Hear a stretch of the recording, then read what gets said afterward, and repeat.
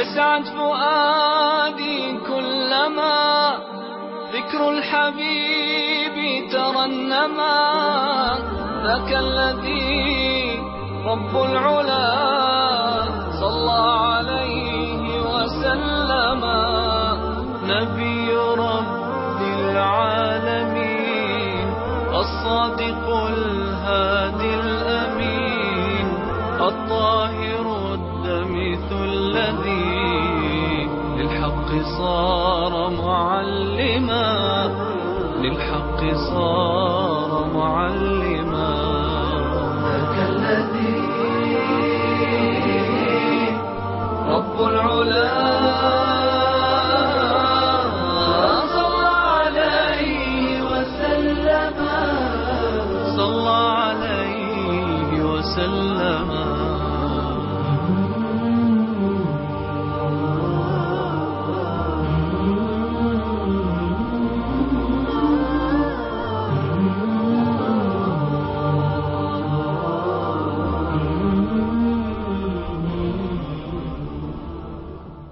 Переселение мусульман в Аль-Хабаша, Эфиопию, принятие ислама Хамзой и Умаром. Начался 5-й год после ниспослания пророчества. Мучения, причиняемые сподвижникам пророка, да благословит его Аллах и приветствует, усилились. И некоторые сподвижники, после разрешения им на то пророка, решили совершить переселение. Переселиться в местность, называемую Аль-Хабаша. Там правил правитель, называемый Ан-Нажиши, Нигусом, о котором пророк сказал: «Воистину, это справедливый правитель, при правлении которого ни один человек не притесняем». И он разрешил переселиться тем из сподвижников, кто мог сделать это. Так они решили собраться в одну из ночей. Каждый из них незаметно вышел из своего дома, так как они хотели выйти из Мекки, чтобы их никто не заметил. Собралось 12 мужчин и 4 женщины. Их предводителем был Усман ибн Аффан, да будет доволен им Аллах. А среди женщин была его жена Рукайя, дочь пророка, да будет доволен ею Аллах. Таким образом, собралось 16 человек, чтобы совершить переселение из Мекки ради Всевышнего Аллаха. Ведь великий и всемогущий Господь сообщил им в Коране, что земля его обширна. للذين أحسنوا في هذه الدنيا حسنة وأرض الله واسعة إنما يوفى الصابرون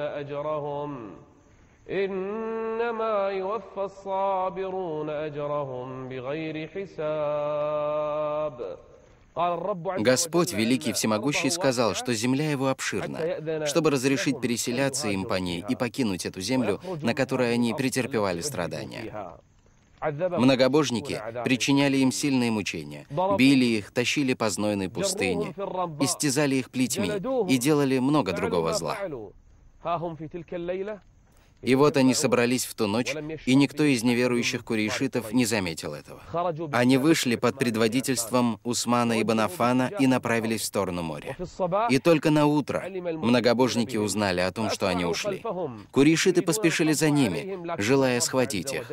Но Господь, великий и всемогущий, спас их. Мусульмане погрузились на корабль и направились в сторону местности Аль-Хабаша к тому справедливому правителю Нигусу. Он придерживался христианства, но был справедливым в вынесении решения и никого не притеснял. Аллах спас эту небольшую группу верующих. Первой семьей, переселившейся на пути Аллаха, была семья Усмана ибн Аффана и его жены Рукайи, дочери пророка, да благословит Аллах и приветствует его и его семейство.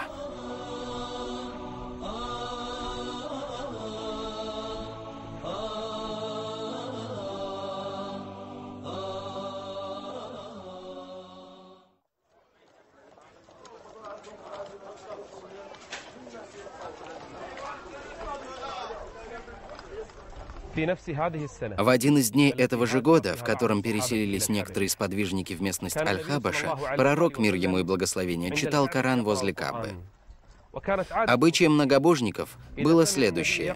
Если они слышали, что пророк читал Коран, они начинали говорить вздор и возвышали свои голоса, чтобы его никто не слушал. Но в тот раз, когда он начал читать, многобожники вокруг него слушали.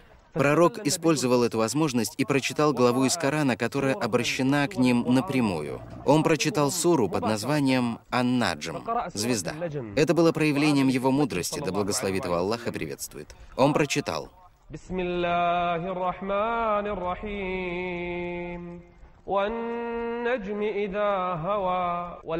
Арабы понимали слова «когда звезда падает».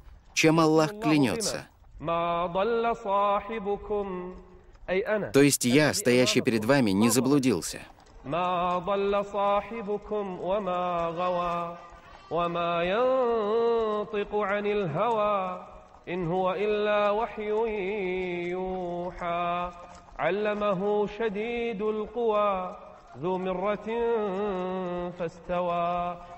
И тогда многобожники изумляются. Их сердца повели их к размышлению и слушанию, несмотря на то, что они до сих пор многобожники. Однако Коран — слова Аллаха, и он дойдет до любого сердца. Они все слушают и слушают. И когда пророк достигает слов Аллаха,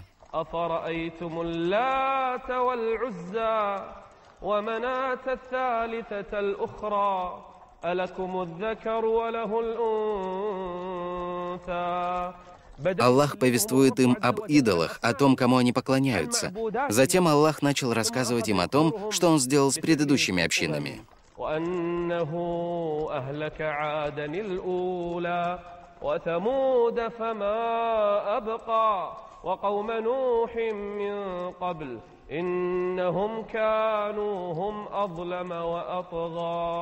В этот момент сердца многобожников устрашились. Они испугались, а их сердца подступили к горлу.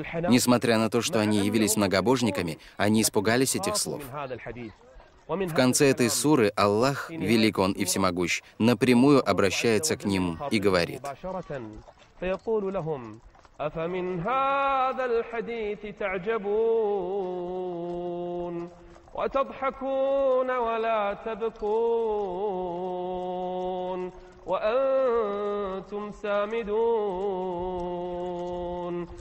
Когда слушаете Коран, вы поете?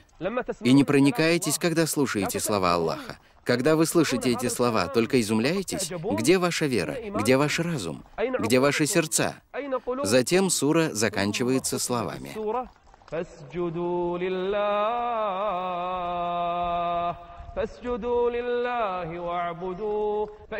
И пророк, да благословит Аллах и приветствует его и его семейство, падает ниц.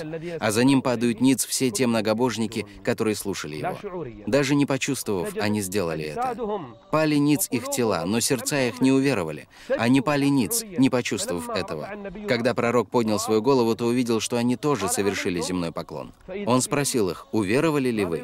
Они растерялись. Что им сейчас ответить? Что сказать посланнику Аллаха? Они не уверовали, но пали ниц, не желая этого.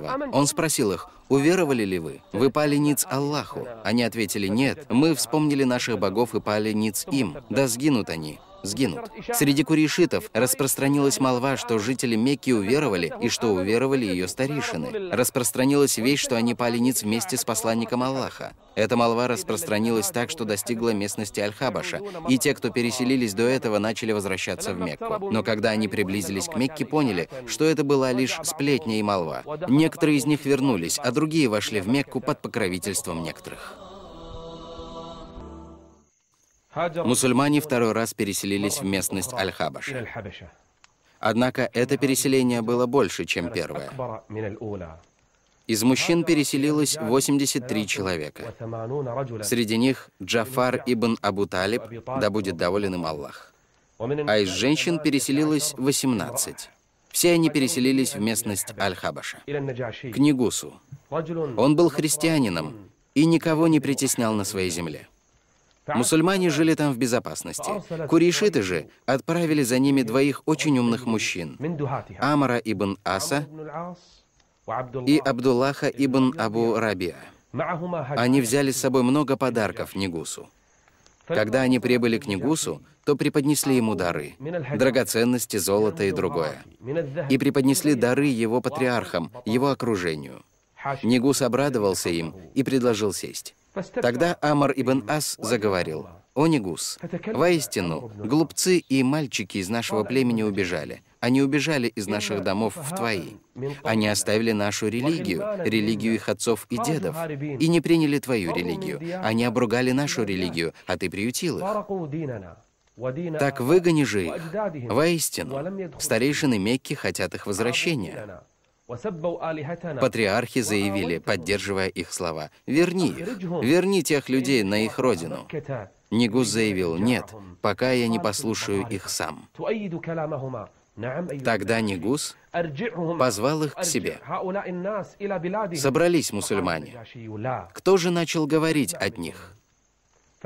Джафар ибн Абу Талиб. Нигус сказал им: «Вы оставили религию своих отцов и дедов и не приняли мою религию. Что это за религия, с которой вы пришли?»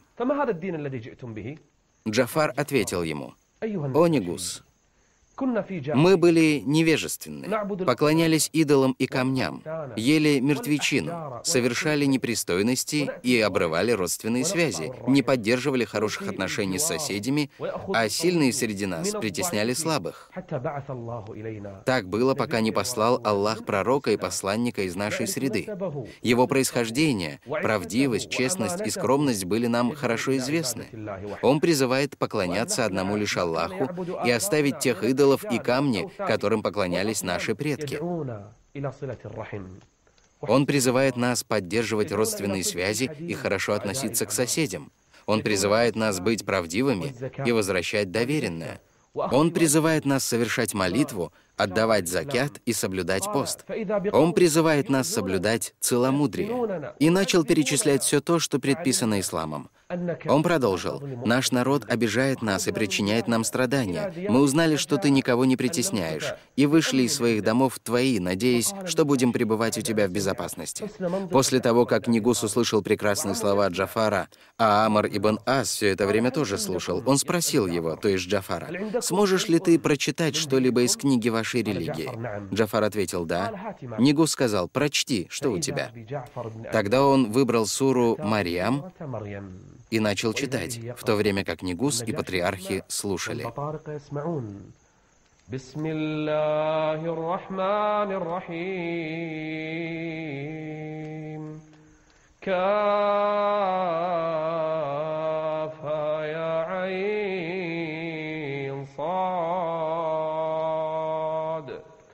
ذكر رحمة ربك عبده زكريا إذ نادى ربه نداء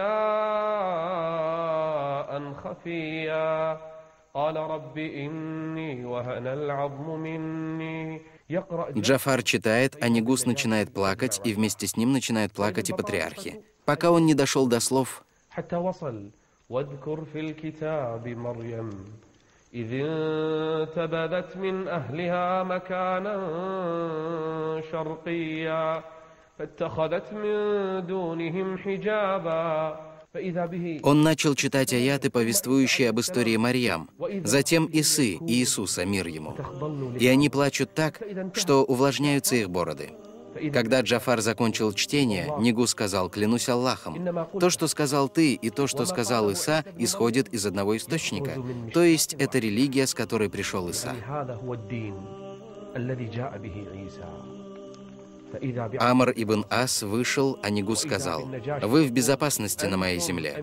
Они вышли, а Амр ибн Ас сказал: «Клянусь Аллахом, я непременно приду к нему завтра и еще раз попрошу его». Вернулся Амр ибн Ас.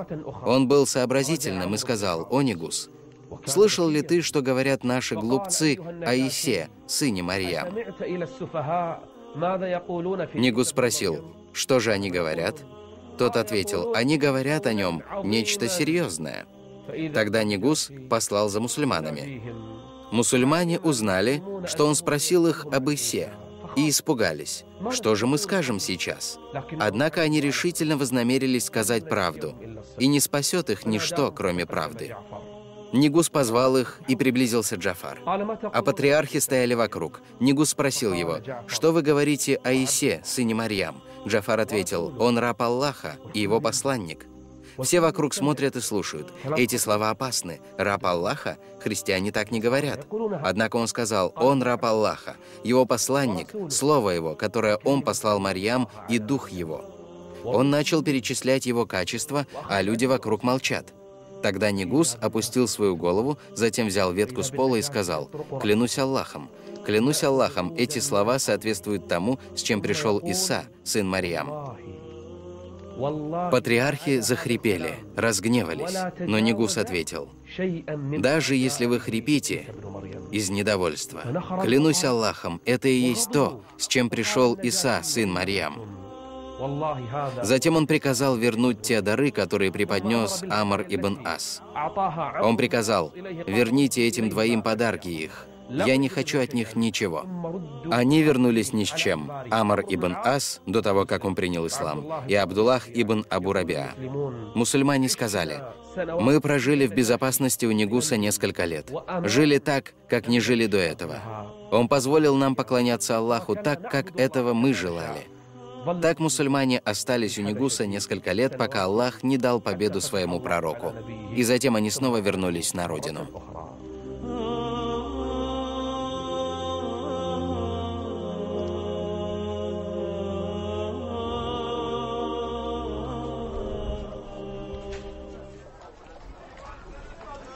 Абу Джахаль прошел мимо пророка, да благословит его Аллах и приветствует, когда тот находился у холма Ас-Сафа. Абу Джахаль обругал пророка, мир ему и благословение, скверными словами и сильно обидел его. Но пророк, да благословит его Аллах и приветствует, не ответил на это. Однако это происшествие увидела молодая девушка, вольноотпущенница Абдуллаха ибн Джадана. Через некоторое время, как она увидела это, пришел Хамза ибн Абдуль-Мутталиб. Он как раз возвращался с охоты. Когда Хамза пришел, его увидела эта девушка. Она отправилась к нему и сказала: «О Хамза, знаешь ли ты то, что сделал Абу Джахаль?» Его также называли Амру ибн Ишам, с Мухаммадом, сыном твоего брата. Тот спросил ее, что же он сделал. Тогда она сообщила ему о том, что произошло. Хамзу охватила ярость за своего племянника, и он поспешил к Абу Джахлю, когда тот сидел в месте своего собрания. Хамза схватил свой лук и сказал Абу Джахлю: «Ты бьешь Мухаммада, сына моего брата, когда я тоже исповедую его религию». Хамза не был мусульманином. Однако его охватила ярость, как он смеет бить моего брата. И он ударил Абу Джахля своим луком так, что у того на голове образовалась страшная рана. Абу Джахаль упал на землю, а кровь сочилась из раны. Поднялись мужчины из его племени, желая ударить Хамзу, и поднялись мужчины, защищая Хамзу. Вот-вот разразится между ними драка. Но Абу Джахаль сказал людям: «Оставьте его. Воистину, я обругал его племянника скверными словами». «Что ты наделал, Хамза? Ты сказал, что придерживаешься религии Мухаммада». Хамза сразу же пошел к посланнику Аллаха, сел с ним и рассказал о том, что произошло. Пророк обучил его исламу, и сердце Хамзы, да будет доволен им Аллах, раскрылось для истины.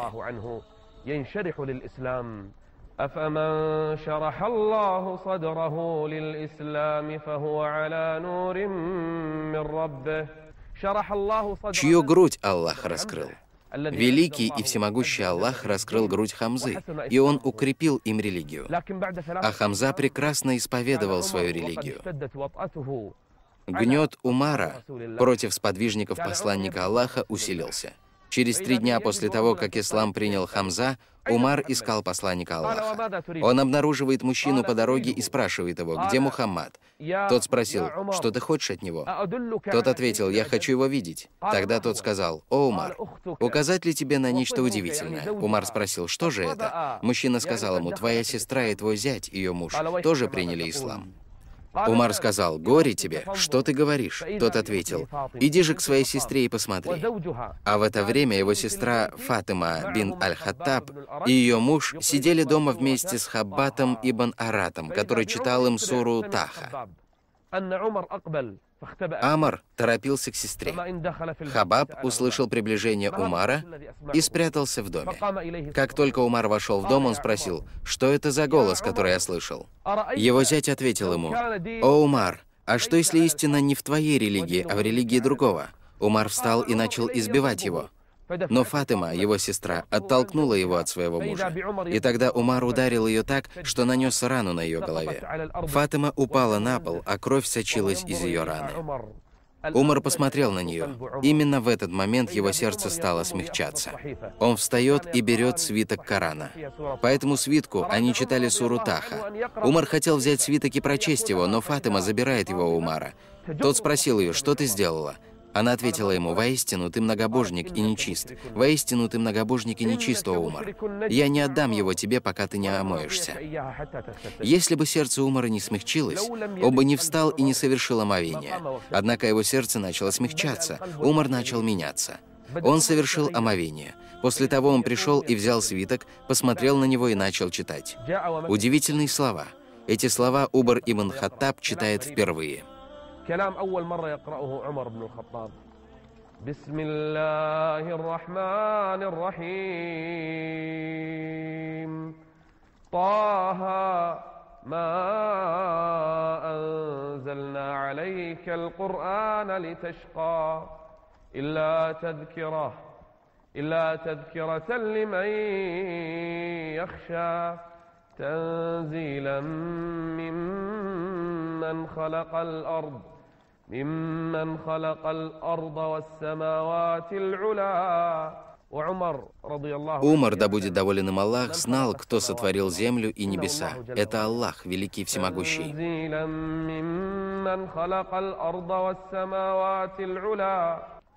Кто же это?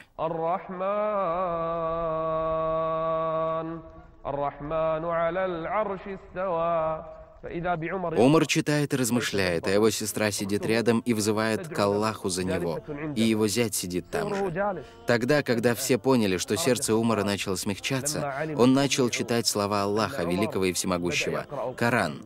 Именно тогда вышел Хабаб.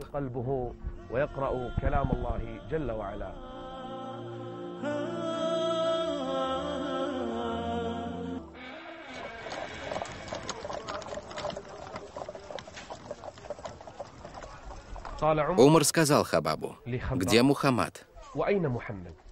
Тот спросил: «Что же ты хочешь от него?» Тот повторил: «Сообщи мне, где он сейчас». А пророк, как обычно, собирался вместе с другими сподвижниками в доме Аркама ибн Аби Аркама. Вместе с ними был и Хамза, который недавно принял ислам. Они обучались своей религии, исламу. Умар ибн Аль-Хаттаб вышел в сопровождении Хабаба, обнажив свой меч. Направляясь куда? Направляясь в дом Аркама ибн Аби Аркама. Это тайное место, в котором собирался пророк со своими сподвижниками. Умар направился к ним. Ни пророк, ни его сподвижники не знали, что Умар направляется к ним, и в руках Умар поднимает свой меч. Умар дошел до дома Аркама и постучал в дверь. Один из сподвижников посмотрел, кто там, а затем сказал: «О посланник Аллаха, это Умар ибн Хаттаб». Сподвижники, которые были в том доме, испугались. Тогда Хамза сказал: «Если он желает блага, мы дадим его ему, а если же он желает зла, то мы убьем его же мечом». Хамза ведь был смелым, словно лев. И Умар был героем, смельчаком. Этот желает принять другого. Что же до других сподвижников, то они испугались. Пророк сказал Хамзе: «Посторонись». Встал самый смелый из людей, Мухаммад, мир ему и благословение. Он открыл дверь, и Умар ибн Хаттаб вошел. Посланник Аллаха взял его за края его одежды и с силой притянул к себе. Он сказал ему: «О Умар! О Умар! Неужели ты не прекратишь поступать так, пока Аллах не ниспошлет на тебя наказание с небес?» То есть он говорит: «До каких пор, о Умар, ты будешь находиться в таком состоянии?» Как вдруг Умар говорит: «Свидетельствую, что нет Бога, кроме Аллаха, и что ты посланник Аллаха». «Аллах велик! Аллах велик!» — сказал посланник Аллаха. «Аллах велик!» — воскликнули все находящиеся в доме. Кто принял ислам сегодня? Это Умар ибн Аль-Хаттаб. Сегодня начал усиливаться ислам. Сегодня сподвижники возвеличивают Аллаха и показывают свой ислам открыто, так как сегодня принял ислам Умар. Все курейшиты знали, кем был Умар ибн Аль-Хаттаб. Умар, о котором ни один человек не подумал бы, что он примет ислам, но сейчас Аллах раскрыл его грудь. شرح الله صدره للإسلام فهو على نور من ربه. Сегодня Умар принял ислам. Все находящиеся в доме возвеличили Аллаха и возрадовались мусульмане. Сегодня верующие радуются победе Аллаха. Умар вышел после того, как показал, что он принял ислам, и после того, как обучился своей религии. Он направился в Мекку и расспросил о людях, которые лучше всего распространяют новости.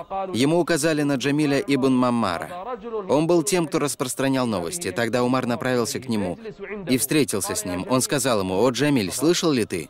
Тот спросил: «Что за новость?» Тот ответил: «Я принял ислам». Джамиль не ответил ему.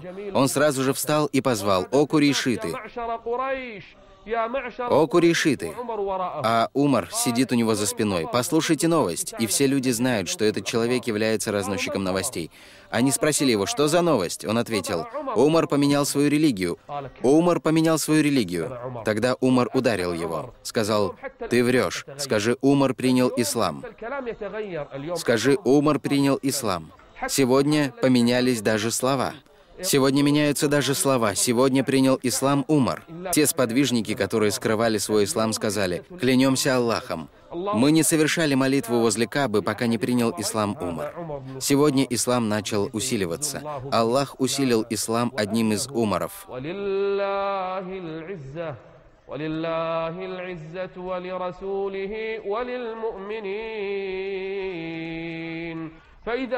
Когда многобожники услышали эту новость, они собрались вокруг него. Вокруг Умара ибн аль-Хаттаба собрались мужчины и начали бить его. Он же был один, отталкивал одного, другого. Все начали бить его, и это продолжалось целый день. Все они хотели ударить Умара и убить его, но не смогли сделать этого. Умар ибн Хаттаб сказал им: «О, курейшиты, клянусь Аллахом, если бы нас было 300 человек, мы бы не оставили вам Мекку. Если бы нас было 300 мусульман в Мекке, то мы бы не оставили ее вам». Как только он принял ислам, сразу же бросает вызов неверующим курейшитам.